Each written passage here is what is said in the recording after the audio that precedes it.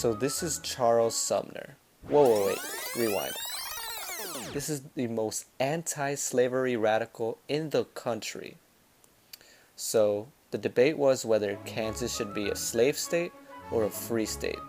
So this was before the Civil War.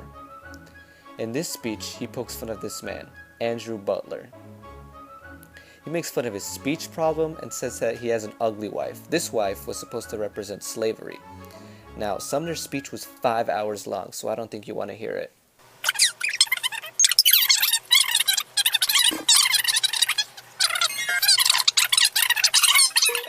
Once Preston Brooks, Andrew Butler's second cousin and a representative of South Carolina, heard the speech, he was outraged. He wanted to challenge Mr. Sumner to a brawl, but thought that option was only for gentlemen. On May 22, 1856, Brooks was going to attack Sumner at the Congress, but he didn't because there was a lady in the room. So instead, Brooks planned to surprise attack Sumner at his desk in the Senate chamber. Then, Brooks proceeded to hit him, and with the first swing of the gold-tipped cane, Sumner started bleeding instantly. People inside the chamber tried to stop him. For example, Lawrence Keith told the chamber, "Let them be." Because Sumner talked bad about Andrew Butler, and Brooks took this type of action, the rest of the country read it on the newspaper, and people started sending similar canes to the one he used when he brutally beat Sumner to show that they supported him and it was right for what he did. Metro Boomin want some more.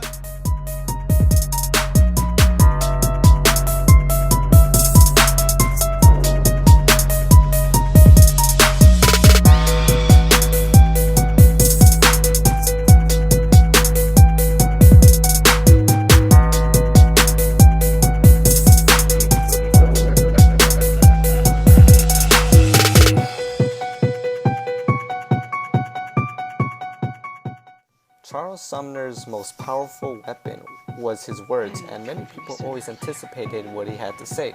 So on the day of the debate, the galleries were packed. Even the women's gallery was full to hear what Charles had to say that day.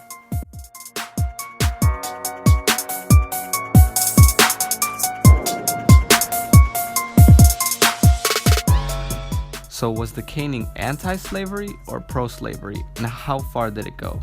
The caning itself was pro-slavery. Now, it was pro-slavery because South Carolina, where Preston Brooks is from, is a slave state. They both went as far as they needed to prove their point.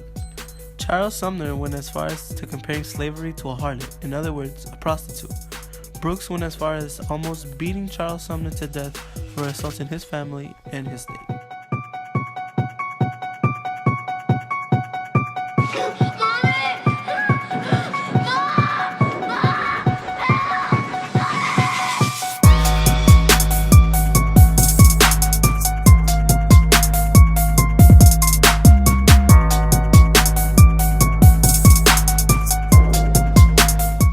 Many people have wondered why Charles Sumner did not defend himself.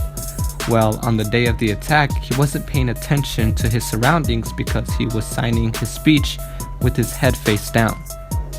His legs were trapped between the desk, which was bolted to the floor. That gave Brooks an advantage because it prevented Sumner from moving. Brooks didn't stop until his cane was shattered into pieces and Sumner was left on the ground unconscious.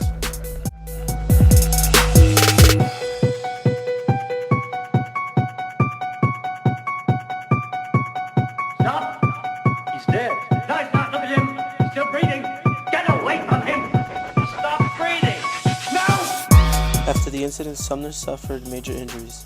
He suffered neck injuries, spinal injuries, and suffered brain trauma.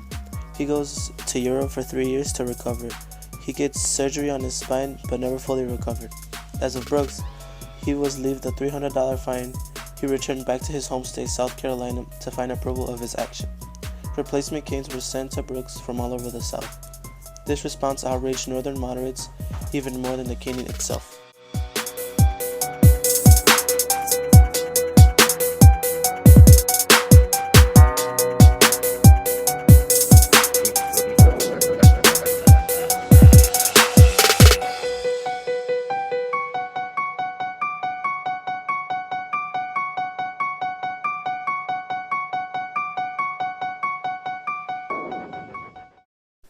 Historian and author of The Caning, The Assault That Drove America to Civil War, Stephen Puleo, answers our question that would have the Civil War started if the caning never happened, and this is what he said.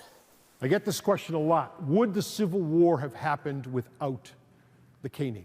Would it have happened without the caning? My answer is this.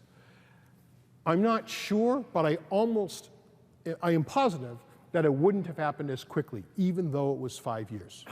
I think even with the Compromise of 1850, even with the Kansas-Nebraska Act, that some cooler heads may have prevailed, may have kept the fighting from starting. There are people who believe that slavery would have died its own death sometime in the mid-1880s, late 1880s, early 1890s, because of technology, the Industrial Revolution, synthetic fabric that made cotton no longer economically viable, et cetera, et cetera. Possibly. I could be convinced that that was the case. Now, would we have had a 13th, 14th, 15th Amendment without the Civil War? Probably not, or if not, probably not for many, many years. So that war in which 690,000 people died is so influential in American history, I think it either doesn't happen or it doesn't happen for a while without the caning.